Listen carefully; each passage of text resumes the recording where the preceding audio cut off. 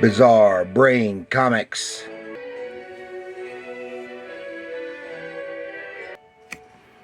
Hello, my comic book friends, and welcome to Bizarre Brain Comics. I'm Gary, your host.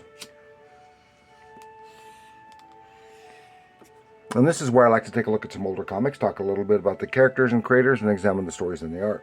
And this time, we're going to have another look, or rather have a look at another dozen underground and alternative comics.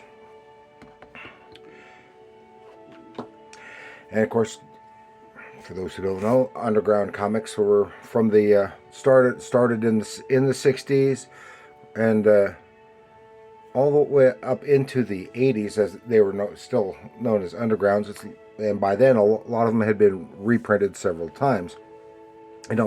Stuff, and some of them even became stars in their own right, such as Robert Crumb and Spain Rodriguez and some others.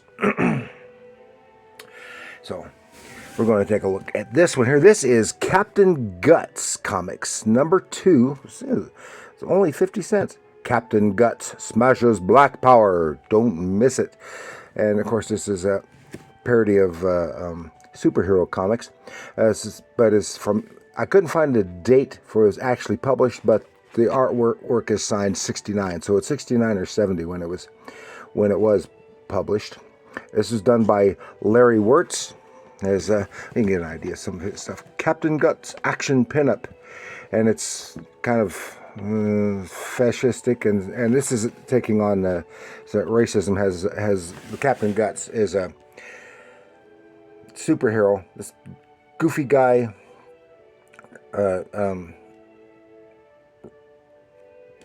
Well, politically kind of fascistic guy in the 50s. But when he drinks beer, he turns into Captain Guts, and it's too complex to get into. But see, there's Captain Guts Part 3, and this splash page, at least the layout anyway, is very reminiscent. The art isn't, but the layout is very reminiscent of one of the splash pages that Will Eisner might have done for The Spirit. And then we have from Ripoff Press, that was 69 or 70. This is from 1989. Ripoff Press Inc. presents Underground Neo-Classics, Stranger in a Strange Land, a visual foray into the human condition by Bruce Bollinger, true tales of an aging hippie lost somewhere deep in the Bible Belt. And and it is adult material, but so you can see his nice artwork, definite underground style technique, kind of reminiscent of Mort Drucker's humorous and caricature work from Mad Magazine, although it's not, but it's similar to that. Then we go to, this is 1994. This is from Eon Comics Group. This has got some damage because when we had a little mousy infestation a few years ago, a little mousy decided to do a little bit of chewing on the cover and a few pages.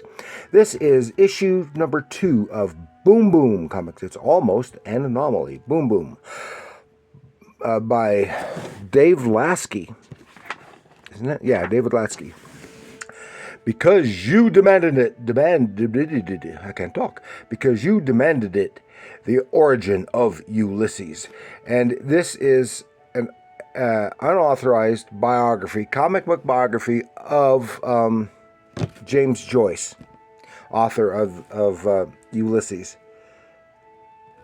Dave Lasky is, like I said, 94. But you can quite clearly see the cover is attention-getting because it is obviously strongly influenced by Jack Kirby.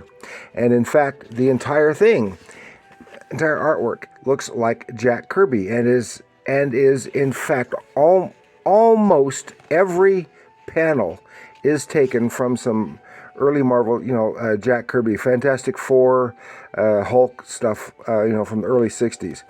See, almost every panel is based on a Kirby panel. And that is, of course, done intentionally. But it makes a simple biography look more dynamic and dramatic. Even that page is very reminiscent. Then we go to, still 1994, Doofus, from 1994, by Eric Altergott from Fantagraphics. And this is, what can I say? This guy is just a doofus. And so kind of surprisingly is that we many years ago, we kind of knew a guy who looked like this. And without knowing, my wife dubbed him Doofus without ever having seen this book. And this is what the guy looked like, except for the hat. I swear. And this is some nicely drawn. It's some unusual stuff. And I say it's independent, of course. All of these are independent, but it's still in the underground vein. All of these are, because some of these creators were underground artists, and at the time, and so that's why I say underground and alternative comics, because they kind of blend into one another. The alternative comics from the 80s, 90s, and if you can find them even in the present, I don't ever see any anymore. But I think that's more due to the comic shops than anything. Or see some a little bit once in a while. Because undergrounds were the progenitor of the modern alternative comics. And you notice, if you can see here in the artwork, some nice artwork, and it is extremely strongly influenced by, what's his name, Wally Wood. Yeah. Then we go to Roberta Gregory's Artistic Licentiousness. That's hard to say. Number 2. This is still from 1994. And this had some kind of fantasy stuff. She was already doing some other stuff as well. But she had done a graphic novel, which I showed here, Winging It. And I believe this is tied into that. Based largely on the... It's been a long time since I've read it. And Roberta Gregory, okay, there we go. And Roberta Gregory is, she was one of the pioneering female cartoonists of the underground comics in the 70s, and had several of her own. So that's what I would also consider an underground comic, even though it's past the dates of that. Then we go to Ink Blot. It says, this here's Eon Focus number 4. Thank you kindly. But it's called Ink Blot by Ward Sutton, still 94. And it's not, but it's telling us some autobiographical stuff from his high school experience in 1985.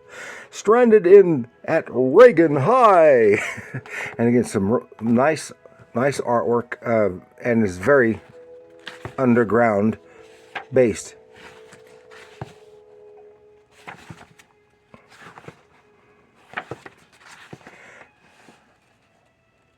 And you can, as you can see, it is some nice work.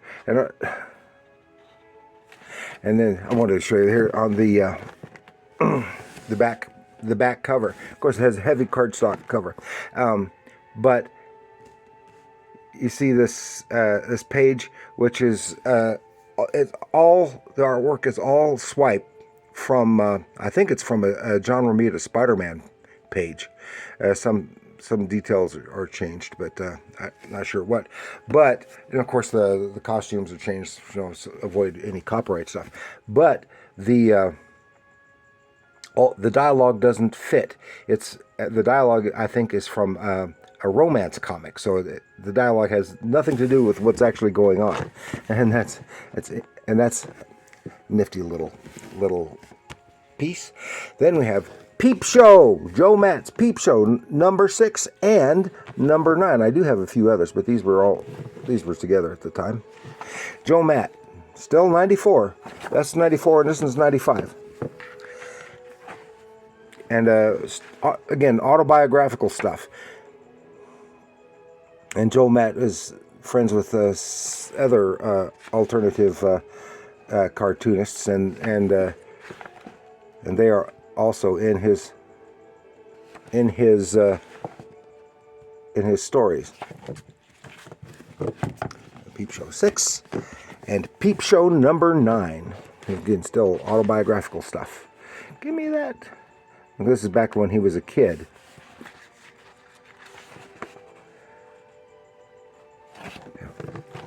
Then, this is definitely from the underground.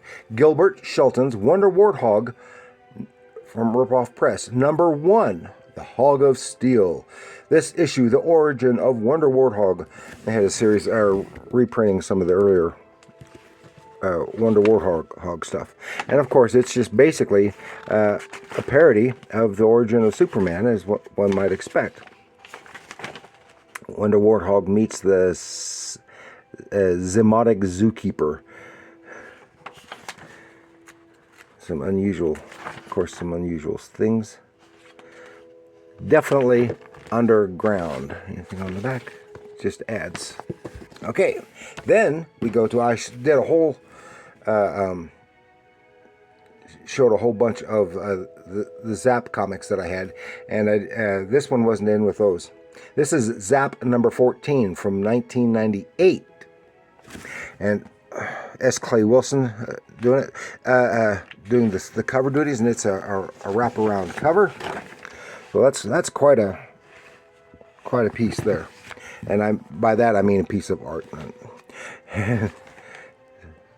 It's okay, Clay Wilson. And some of the other cartoonists, underground cartoonists, traditionally associated with Zap, including, if I can, come on, where's the first page of this? There it is. Got a couple of stories by Spain Rodriguez. Goes to the church. Oh, the churl. I think that's, and he was, back in those days, he was doing some historical stuff, and I think that this is too. And there is one, let's see, a couple of jam pages. Here's a whole thing about with some photos about the stuff. And somewhere there, Crumb is actually in here, if I can find it. I can't find it. He has 2 pages. It's like a token 2 pages, and I can't find it. It's about Robert Crumb. He is in there, believe it or not. But as I said, it was only a token 2 pages. Okay, that's Zap 14. Then here we go to 2003 and 2004. This is Belly Button Comics and Belly Button Comics number 2 by Sophie. That's Sophie Crumb. Yes. Robert Crumb's little girl had finally grown up, and she was producing her own comics and doing other stuff. And so I was just interested, and I looked online. She is now 42 years old. I still think of her as a little girl from the Crumb movie documentary, and all the appearances that she made in some of the Crumb comics, and she was just a little girl. And I have a hard time thinking of her here, but she has some nice. You can see she inherited her talent from both her parents, and it's still a lot like, not unlike the type of stuff is not unlike what her parents did, and she has a lot of self-loathing type stuff. Often, but here she doing some stuff with color, and her style, of course, is reminiscent of, but yet sometimes and yet completely different from either of her parents. It's all her own style. And she is an accomplished artist in her own right, and writer. Belly Button Comics. And then Belly Button 2. But you can see, especially, you can even between those two issues, you can see her style matured a bit. And her line work seems softer. See, this is something like that her mother would have done, whereas like these, there's something like her dad would have done. But this is nice. Zozo and Zaza, and but her line work is a more feminine look to it. To my eye, that's just how it's. It's not specifically necessarily has to be feminine, but that's about the only way I could think of it. I've seen others, even some men who have a more feminine, what I can only call a more feminine line. But it's something that I usually just see with women, but I've seen some from men. So that's all I was going to share. That's an even dozen of some great underground and alternative comics from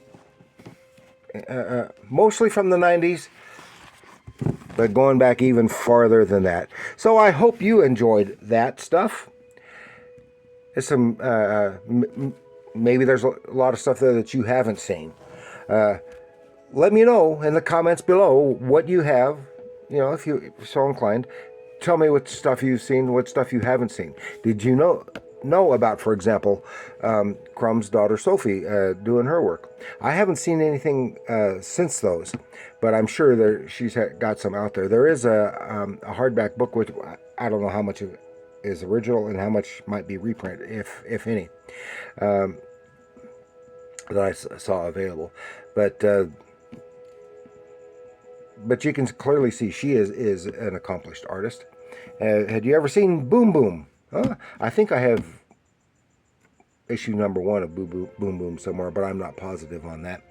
So I can't remember what the other stuff was. But I liked it. I liked Boom Boom. I liked Dave Lasky's stuff. So let me know what you think in the comments below. And remember, people, let's get some focus there. Comics are art.